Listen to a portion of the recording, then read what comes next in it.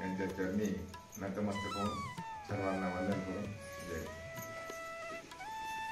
तर आपण हा दरवर्षी श्री संत फुलाई बाबा यांचा समाधी सोहळा 25 आणि 27 डिसेंबर या 3 दिवस साजरा करीत असतो. खरं सांगायचं म्हणलं तर सर्वसाधारण भाषेमध्ये समाधी सोहळा म्हणजे सर्वजण समजते का मृत्यू दिन. मृत्यू दिन आपण साजरा करतो का? करत नाही ना. जन्मदिवस मस्त वाढदिवस आपण साजरा करतो, पण मृत्यू दिवस साजरा करतो का? तर हे संतांचा समाधी सोहळा आहे. संत केव्हाही मरण पावत नसते. त्यांचा एक जन्म पुनर्जन्म होत राहते. तर असेच फुलाई बाबा हे आपल्यामध्ये येऊन जे 93 वर्ष होते त्या काळामध्ये त्यांनी केलेले सेवा आणि त्यांनी घेतलेली समाधी, आता त्यांची संजीवन समाधी म्हणतात. संजीवन समाधी म्हणजे ते अजून कुठेही गेले नाही. त्यांनी शरीर सोडून पंचतत्वात विलीन झाले. पंचतत्वामध्ये विलीन झाल्यानंतर ते आजूबाजूलाच वावरत आहे, आपल्यामध्येच वावरत असते. म्हणून कोणत्याही संतांचा पहा तुम्ही समाधी सोहळा साजरा करत असते. जन्मदिवस कोणत्या संतांचा साजरा करत नाही. पुण्यतिथी तुकडोजी महाराज पुण्यतिथी साजरी करतात. ज्ञानेश्वर महाराजची पालखी त्याच दिवशी, पुण्यतिथीच्या दिवशी. म्हणजे एकंदरीत सांगायचं म्हणजे सर्व संतांचा सोहळा हा समाधी सोहळा म्हणून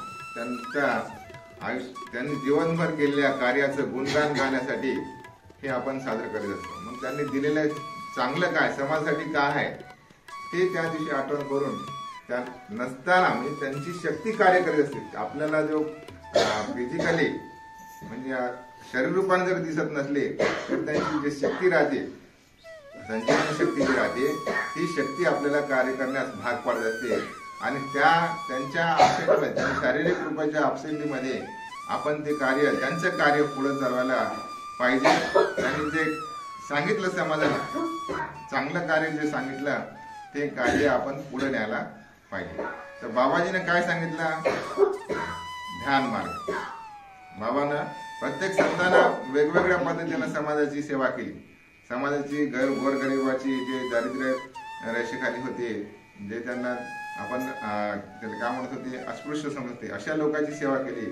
बाबाजीने त्या सर्वांच्या सेवेसाठी एक ध्यान मार्ग एक शोधून काढला म्हणण्यापेक्षा त्यांनी पुढे आणला.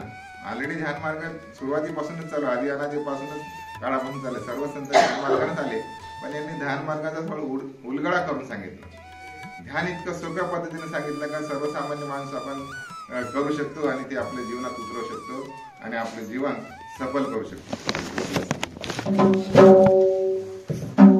आरती तुझी करतो मी तन मन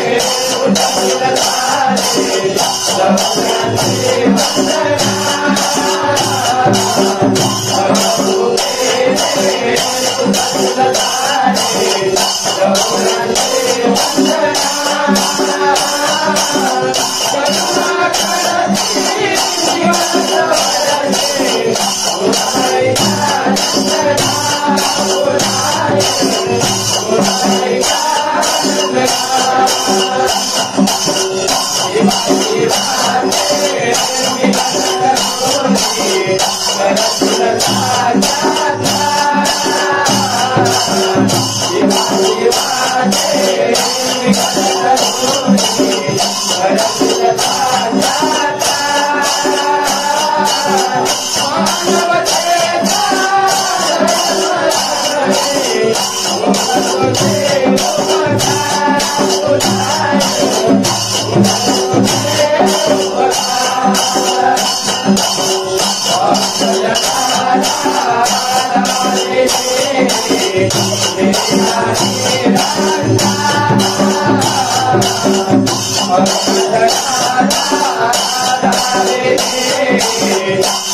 Hare